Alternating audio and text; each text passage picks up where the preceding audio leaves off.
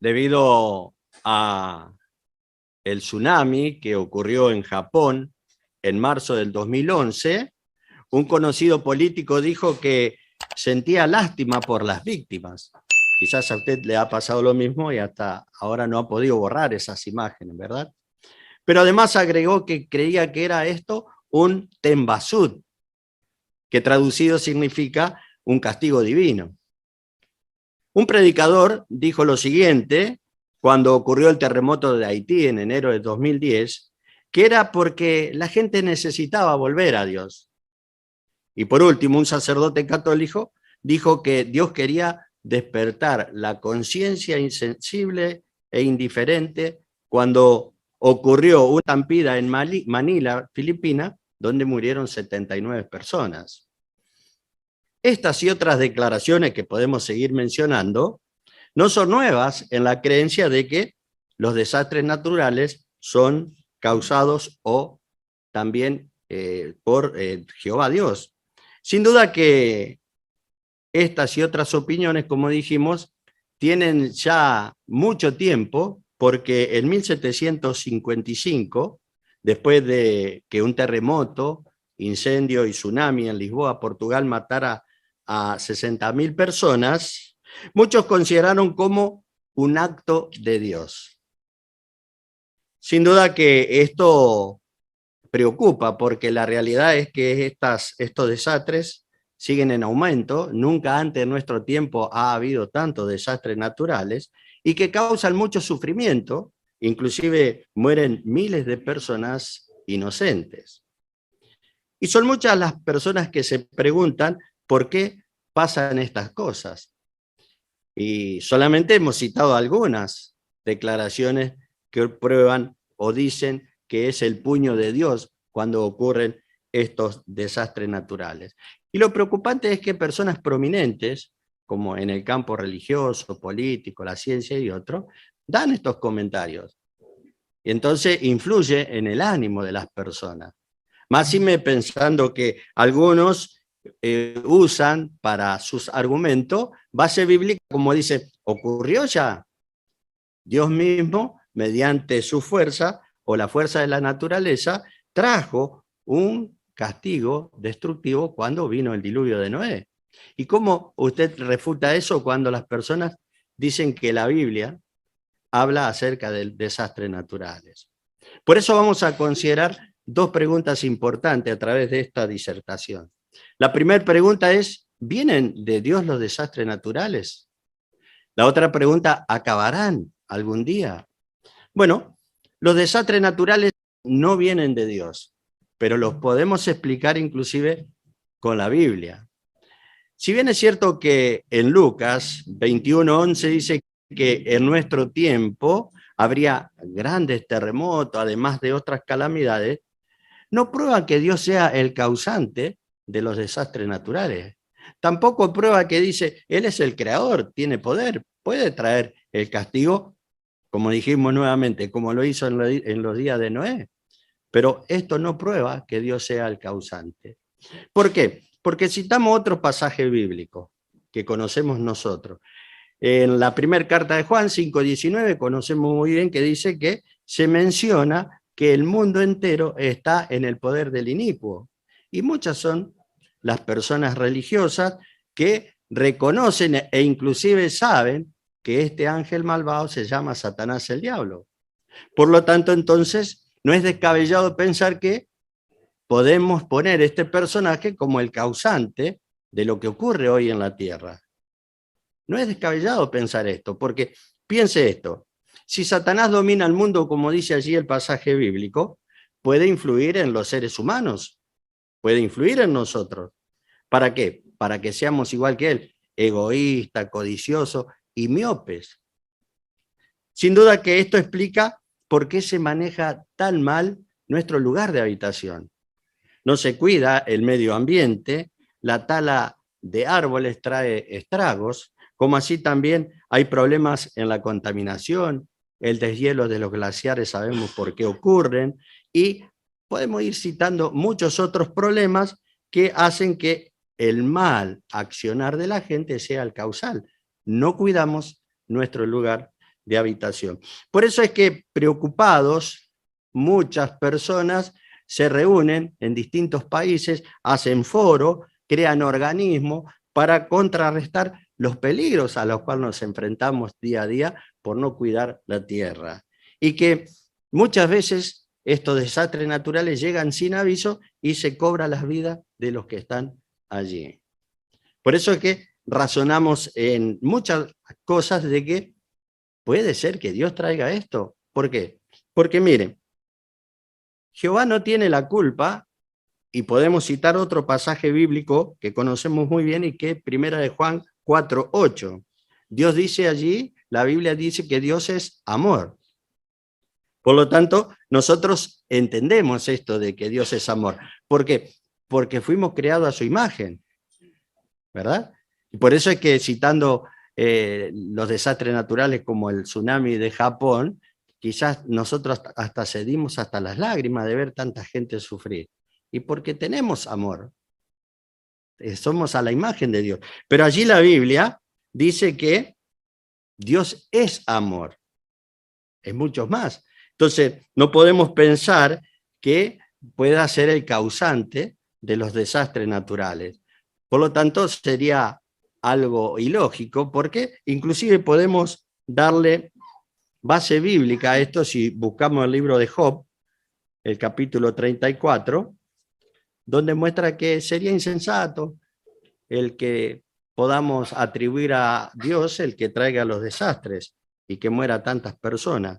En el 34, 10-12 dice lo siguiente: así que escúchenme, hombres sensatos. Es impensable que el Dios verdadero actúe con maldad, que el Todopoderoso haga algo injusto, porque Él pagará a cada hombre de acuerdo con lo que hace y no hará que recaigan sobre él las consecuencias de su conducta. Está claro que Dios no actúa con maldad. El Todopoderoso no tuerce la justicia. Es contundente el pasaje bíblico aquí, ¿verdad? Porque un Dios de amor no se vale de los desastres naturales para castigar a nadie. Pero insistimos, alguien puede decir o argumentar que en Lucas 21:11 predice que ocurrirían terremotos y otros desastres. Y lo estamos viendo. Pero eso no prueba que Dios sea el culpable, porque lo podemos ejemplificar de manera sencilla. ¿Podemos culpar a un meteorólogo de los desastres naturales o del que ocasionó un huracán porque simplemente lo anunció? ¿Verdad que no? Él anunció que iba a venir un desastre, ocurrió, pero no se lo puede culpar. Bueno, de la misma manera, si está en la Biblia, no podemos culparlo a Dios. Y eso lo vamos a analizar más adelante. Pero si la pregunta es, ¿por qué hay tantas personas que sufren por culpa de los desastres naturales? Bueno, piense que hemos razonado que Dios no es el culpable, pero además debemos agregar que van en aumento y con nada o poca posibilidad de solucionar estos desastres. Entonces vamos a considerar otra pregunta. ¿A qué se debe el aumento de estos desastres naturales? Y que ha condicionado a muchas personas hasta en el pensamiento de si existe Dios o no. ¿Por qué? Porque consideremos algunas cuestiones que determinan, la culpabilidad del hombre en el aumento de los desastres naturales. ¿Por qué? Porque están copiando el espíritu del gobernante de este mundo, como hemos dicho, Satanás el diablo, que en su egoísmo, en su ambición, él ve la vida como de poco valor y que puede desecharse sin problema, sin tener resentimiento o malestar. Y entonces ha creado un sistema mundial que explota a la gente y que por lo tanto se ven obligadas estas personas a vivir en zonas peligrosas, con bajos recursos, que cualquier cosa que ocurre, como no tienen defensa, entonces hasta pueden pagar con sus vidas. También vemos que la codicia del hombre ha hecho el desconocimiento del medio ambiente, las malas construcciones, se aconseja hacer antisísmicos los edificios, también los errores de planificación, poner una urbe en un lugar inapropiado donde va a haber inundación, terremoto o un volcán, por ejemplo. Los desatinos burocráticos, quizás se instala por intereses egoístas una minería en la cual contamina el aire, el agua, u otro emprendimiento, o a veces hasta organismos que se preocupan por lo que está pasando en la Tierra, quieren hacer algo, pero el gobierno no los deja. ¿Por qué? Porque hay intereses creados. Y ahí es que hoy dijimos que, además de codicioso, Satanás, el diablo y la gente son miopes, no quieren ver la realidad. Y estamos pagando las consecuencias. Así que la negativa a obedecer las advertencias hace entonces que se cobren muchas vidas los desastres naturales. Pero, ¿cómo identificar si Dios está detrás de un acto de destrucción? Bueno, la Biblia registra el castigo de Dios con destrucción para algunas personas. Sí, hay varios acontecimientos bíblicos, pero la diferencia es que estos desastres naturales Dios los ha hecho de forma controlada, con un propósito específico y en pocas ocasiones. No es que ocurre aquí como ahora en la mayoría, en muchas partes de la tierra. Mencionamos el diluvio de Noé, ¿verdad?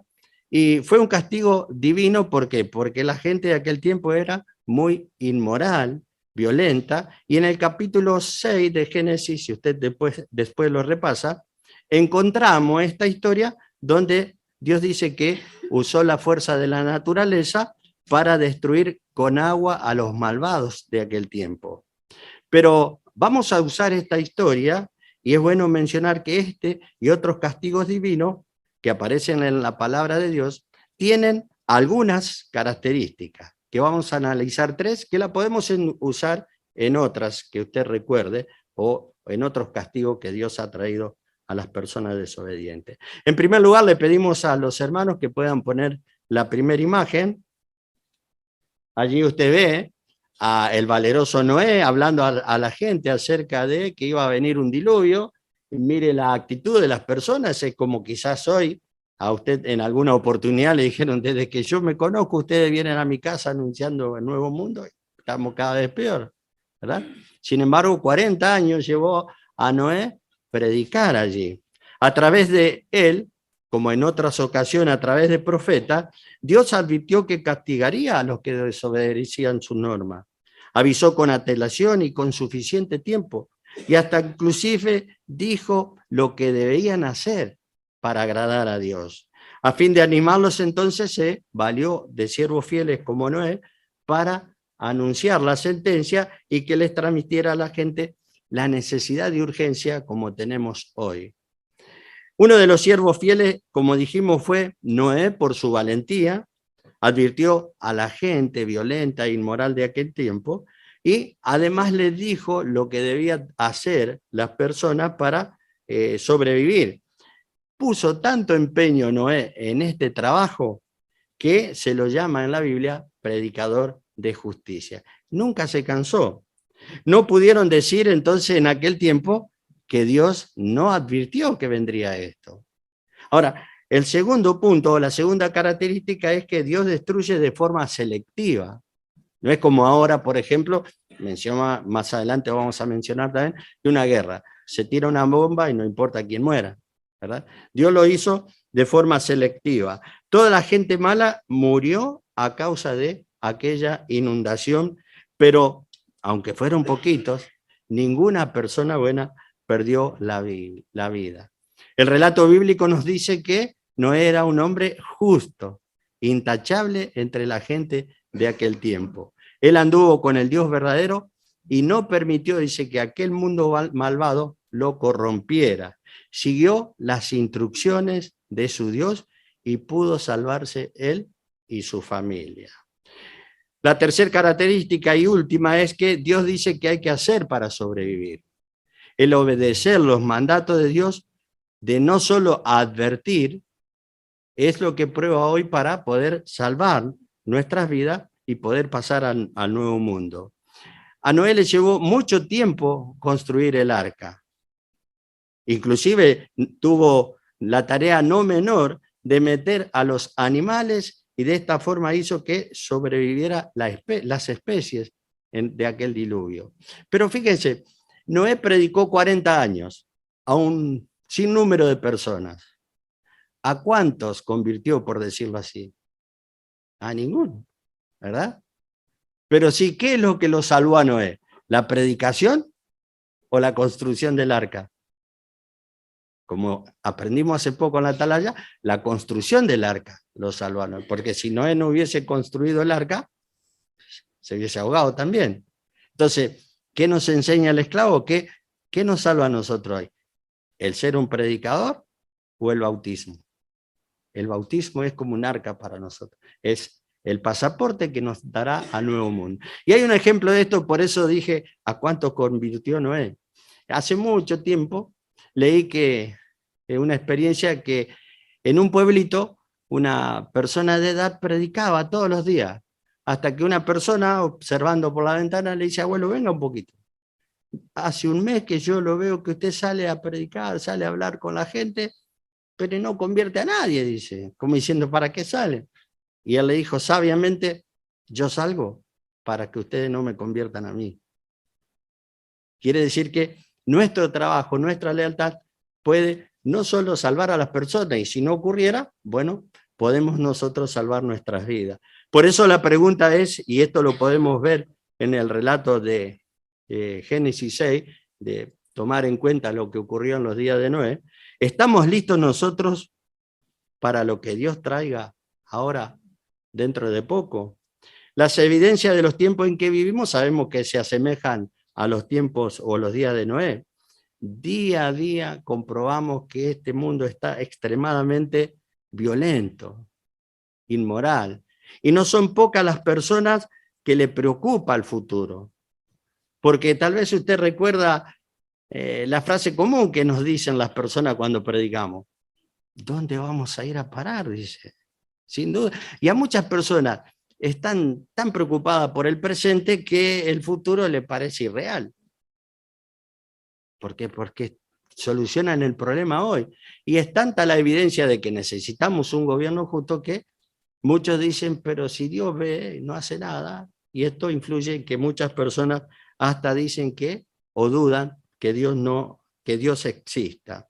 Pero como vimos en la canción, allí se citaba el libro de Apocalipsis y las bendiciones que Dios nos traerá. Dios traerá alivio a las personas justas, eliminando a los malvados. Allí en Apocalipsis capítulo 16, si usted los busca, podemos ver al final de la Biblia, Apocalipsis o Revelación, dice el capítulo 16,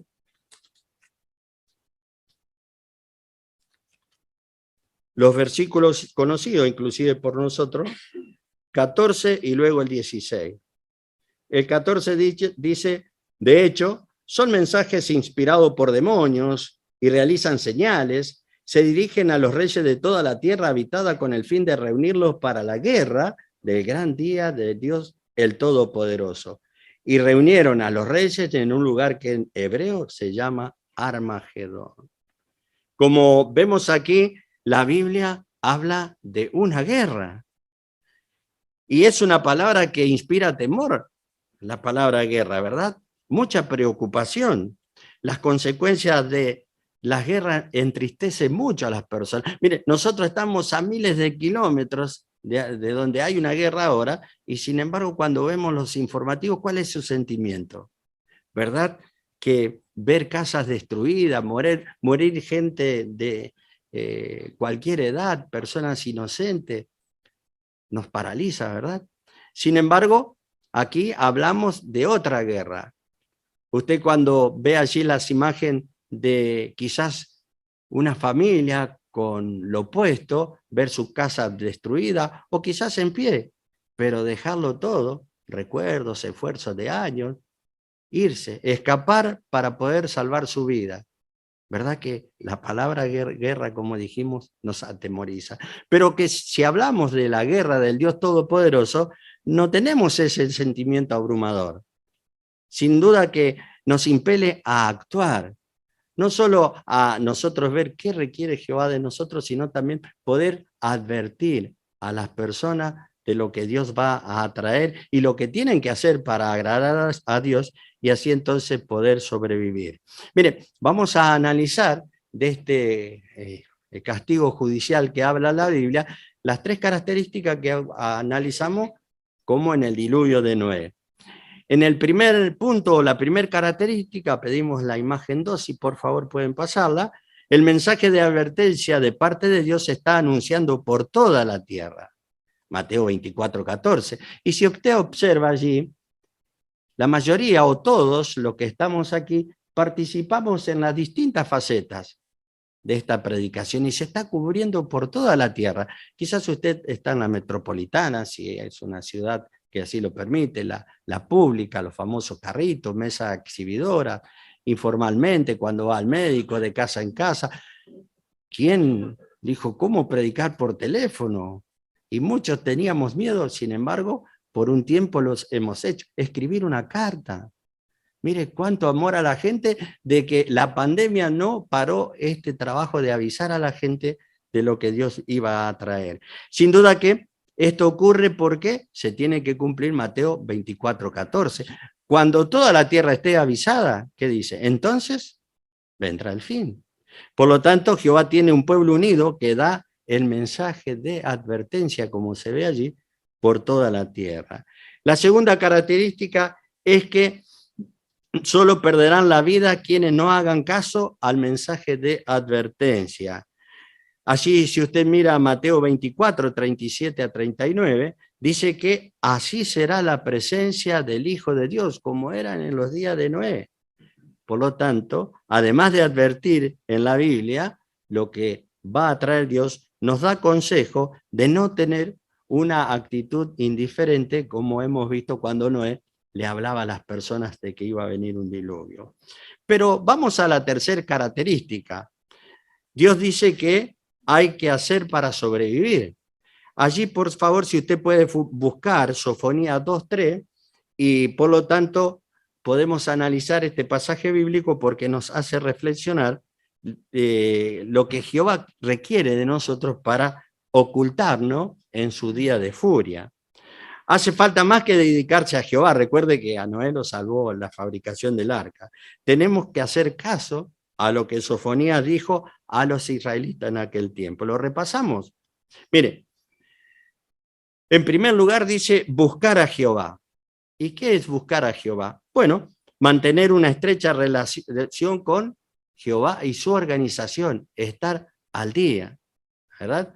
Y quizás no podamos porque tenemos literatura impresa, la tecnología, pero el esclavo fiel y prudente nos está cuidando que no damos abasto de poder leer todo lo que se nos da, ¿verdad? Luego dice buscar justicia. Bueno, el pueblo de Dios se caracteriza por ser siervos que son leales y que tienen una fe inquebrantable. Por lo tanto, entonces, si nosotros obedecemos las normas justas de Jehová, hará que disfrutemos de nuestro servicio y contribuimos a esto, a que se vea al pueblo de Dios como sus miembros de fe inquebrantable. Por último, dice que debemos buscar mansedumbre.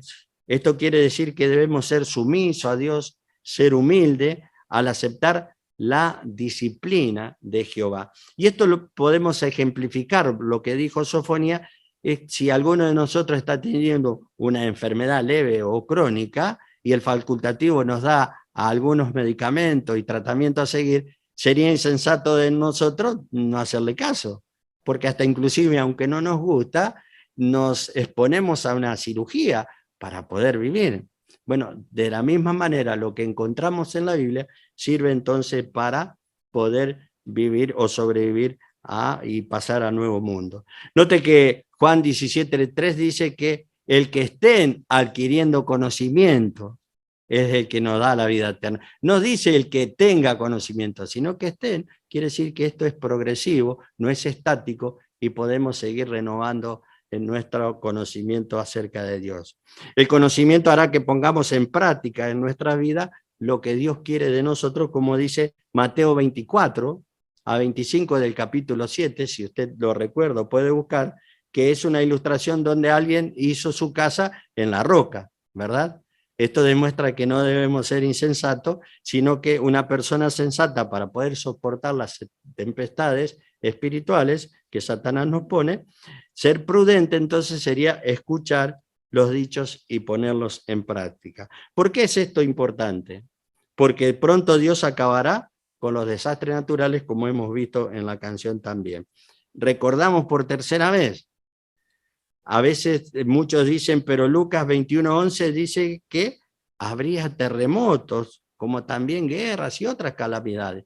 Sí, pero estos acontecimientos también lo hablan Mateo y Marcos, pero son señales compuestas que nos dicen en la corriente del tiempo en que estamos viviendo.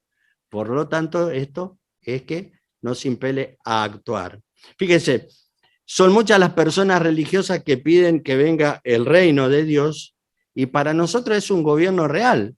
Si miramos allí la última imagen, por favor, allí sabemos o se describe lo que Dios hará por nosotros.